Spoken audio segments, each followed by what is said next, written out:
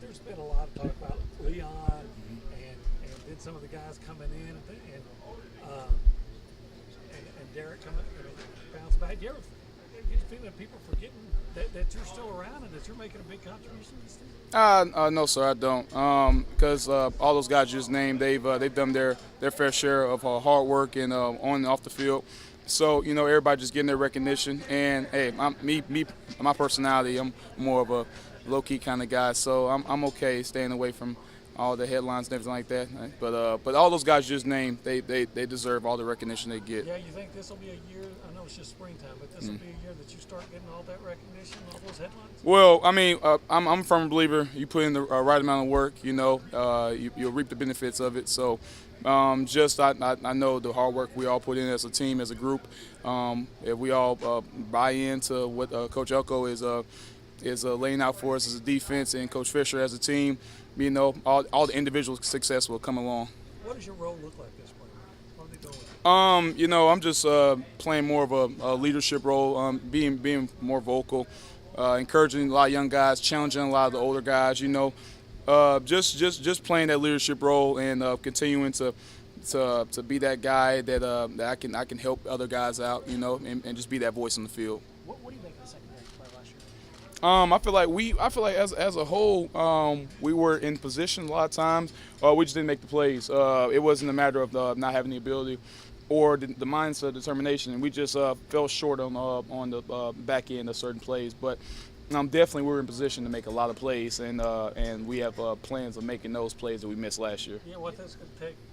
Sir. Yeah, how do you do that? How do you turn that around from being in position to start actually making those plays? Just buying into more the details that guys like coaches like Coach Mo and Coach Elko harp on. A lot of the detailed stuff that translates into the game. When we look at it on film, we see the stuff we talked about in the middle of the week. It happened in the game, and just transition all that we learned from the practice field into the game. You mentioned being a low key guy. Did that help last year on the times where you were called quickly into action to fill in for Donovan and then fill in some of those times when he was out? Absolutely. Coach Elko, he challenged me to kind of be a guy that knows everything, that needs to know everything, so I can come in case something happens to somebody or he needs me to play a special part in a certain game plan. So absolutely, just being low key behind the scenes and just listening and learning from a guy like Donovan and other guys on our defense last year, it really helped me to become more well-rounded and available. What you got to know Mike now for almost a year and change now? What's your impression of him and the way he coaches? I love Coach Elko. Me and I have a great relationship. It's very personal. It's a very personal relationship. It's a business off the field, and we're off the and we're on the field.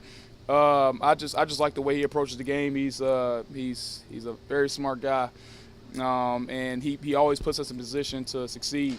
And we're really starting to buy into to everything that he's teaching us at this point. What are the biggest differences secondary-wise, what James was asking y'all to do and what y'all were asking, what Elko asked y'all to do? Because it seemed like they were two different things. Well, but both of them have different philosophies, different defenses, different coaching styles. So nothing against Coach Chavis. He's a great coach. I definitely appreciate him. He gave me a chance to come here and play for Texas A&M, and it was just a matter of different philosophies and everything like that. That's just the biggest thing.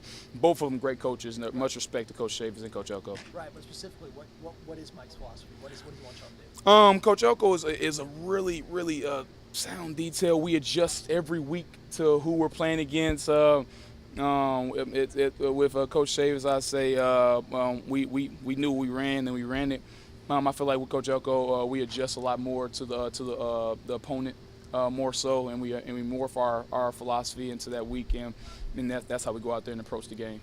I was going to say, how beneficial is it to have the guy leading the entire defense specifically working with you guys on those little details? It's amazing because if you have any question, you can go to the head guy.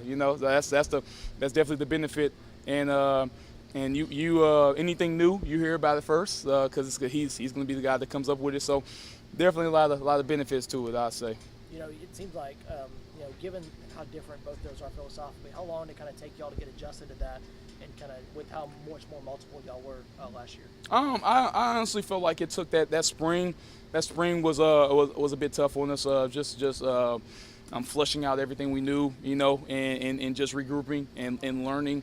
And then once the summertime came along, we got together our own time. We was able to really focus in and figure out the playbook. And then as the season approached, even from fall camp to the last game against NC State, we grew week by week. So it was never a point where we said, okay, we got it, because we're still learning at this point. So yeah, it was just growing each day and each week. No, it's early on in the spring, but is there anything that's a noticeable difference that you feel has really improved since even the fall?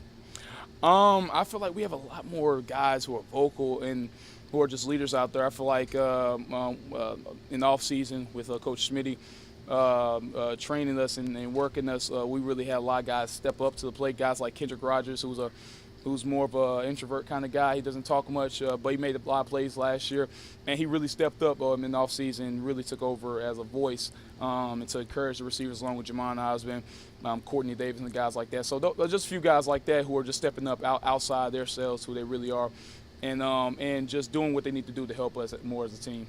They let us know that Antonio Howard entered the transfer portal. What kind of player is whatever team he's going to land on going to get? Antonio is, and we call him Speedy for a reason. But wherever he goes, he will be the fastest guy on the team, more than likely. I mean, I'm just amazed by his speed, and whoever gets him, wherever he's blessed to go to, they're gonna get the guy. You put him in the right position, he'll make plays for you.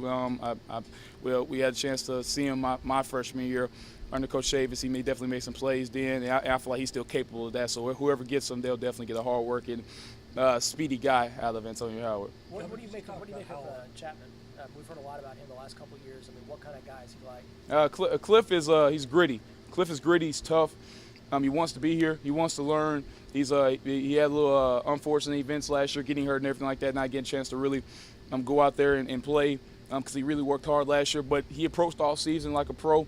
He came back, worked even harder, and he's in the playbook playing nickel now. So he's a guy like him at 6'5", 6'6". He brings a lot of different aspects to the secondary and to the box to where he can fit in, run fits, and he can be a guy who can take up a lot of space as a cover guy. How challenging is it going to be this spring going against that receiving core and that quarterback that y'all see every week? Well, those are my closest friends. That receiving core. Well, we go at it every day. I would say. So honestly, I would say how much of a challenge it would be for them to go against us. Honestly, but in all seriousness, those guys they're great. Courtney Davis, he's a tough matchup against anybody. In the country, I would say. Kendrick Rogers, Jamon Osmond, Rashad Paul, Cam Buckle. I can go down the line. Hezekiah Jones. So. All of them have their own different styles of play that you have to know who you're going against, who's the matchup, and they all bring up a tough matchup. But that just comes with bring your toolbox with you and being prepared. What strides has Leon O'Neal made from fall to spring this season, and what kind of player could he be? Leon has really approached the game more from a cerebral standpoint. I feel like last year he played more as an athlete out there. And he didn't really think the game as much as I know he can, and as we know he could have. And you saw it like an NC State game. The first play he made a big play. He saw the bubble and he took it. So and now he's just approaching the game in more of a cerebral mindset and going out there making reads, making checks. Knowing where he's at, knowing where the people are at. So he's making large strides on the mental side of the game. So were you born and raised in Plaindale? Yes, born and raised in Plaindale, Louisiana, a little small town. What was life like there? How can I put it? So we're about 30 minutes away from Shreveport. Now we're about 5 miles away from Arkansas. So we're in a nice little spot. Everybody there, I'm basically kin to. I'm related to them. So it's definitely a family atmosphere. It's a lot of fun with my friends and my family, just playing sports growing up. Every single day until the lights will come on. So I just say that really morphed me into the person I am today.